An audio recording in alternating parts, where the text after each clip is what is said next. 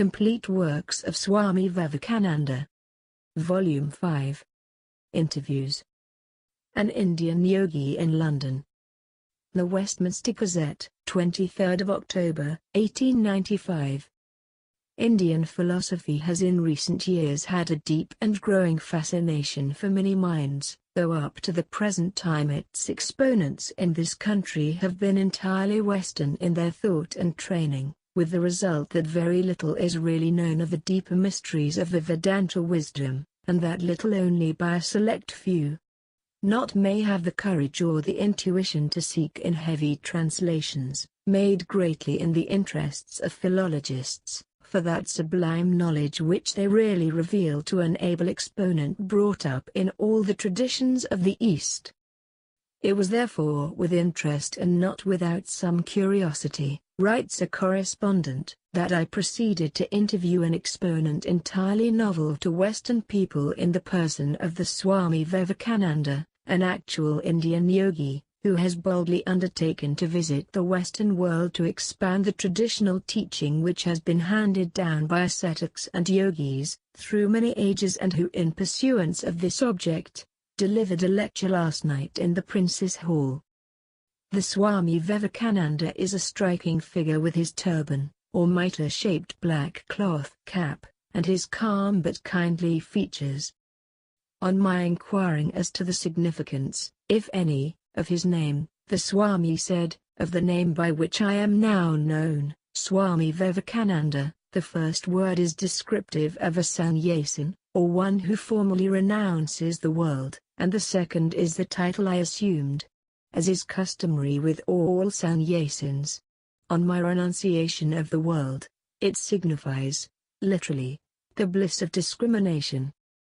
"And what induced you to forsake the ordinary course of the world, Swami?" I asked. "I had a deep interest in religion and philosophy from my childhood," he replied, "and our books teach renunciation as the highest ideal to which man can aspire. It only needed the meeting with a great teacher, Ramakrishna Paramahamsa, to kindle in me the final determination to follow the path he himself had trod, as in him I found my highest ideal realized." "Then did he found a sect, which you now represent?" "No," replied the Swami quickly. "No, his whole life was spent in breaking down the barriers of sectarianism and dogma. He formed no sect. Quite the reverse. He advocated and strove to establish absolute freedom of thought. He was a great yogi." "Then you are connected with no society or sect in this country?"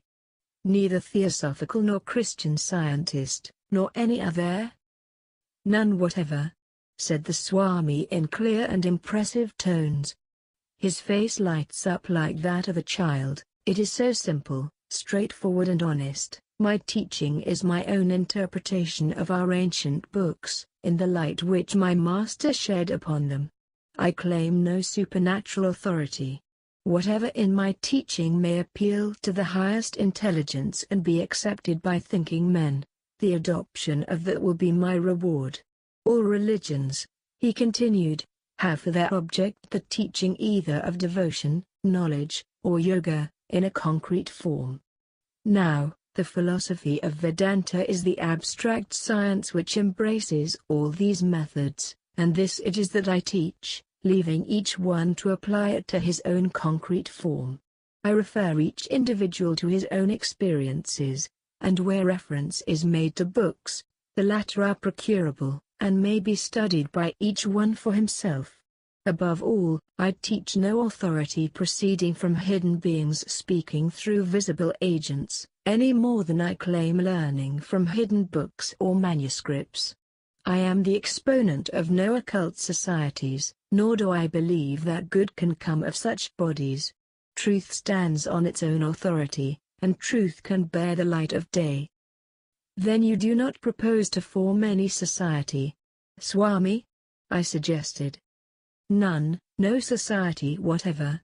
I teach only the self hidden in the heart of every individual and common to all.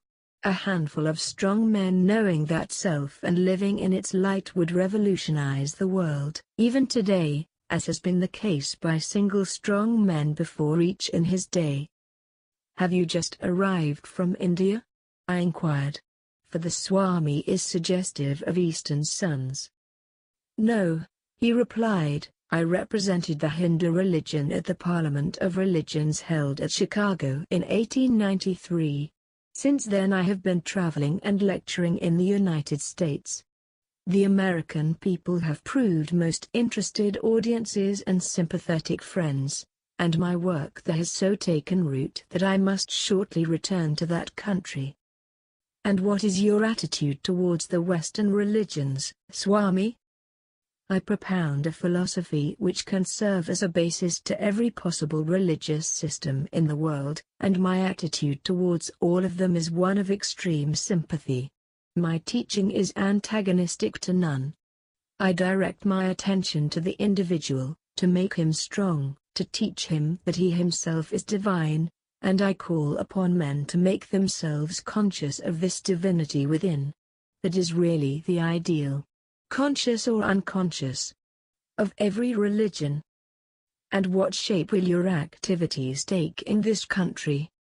"My hope is to imbue individuals with the teachings to which I have referred, and to encourage them to express these to others in their own way, let them modify them as they will. I do not teach them as dogmas, truth at length must inevitably prevail. The actual machinery through which I work is in the hands of one or two friends. On October 22nd, they have arranged for me to deliver an address to a British audience at Prince's Hall, Piccadilly, at 8:30 p.m. The event is being advertised. The subject will be on the key of my philosophy, self-knowledge. Afterwards I am prepared to follow any course that opens.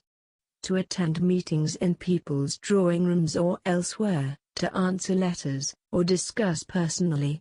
In a mercenary age I may venture to remark that none of my activities are undertaken for a pecuniary reward." I then took my leave from one of the most original of men that I have had the honor of meeting.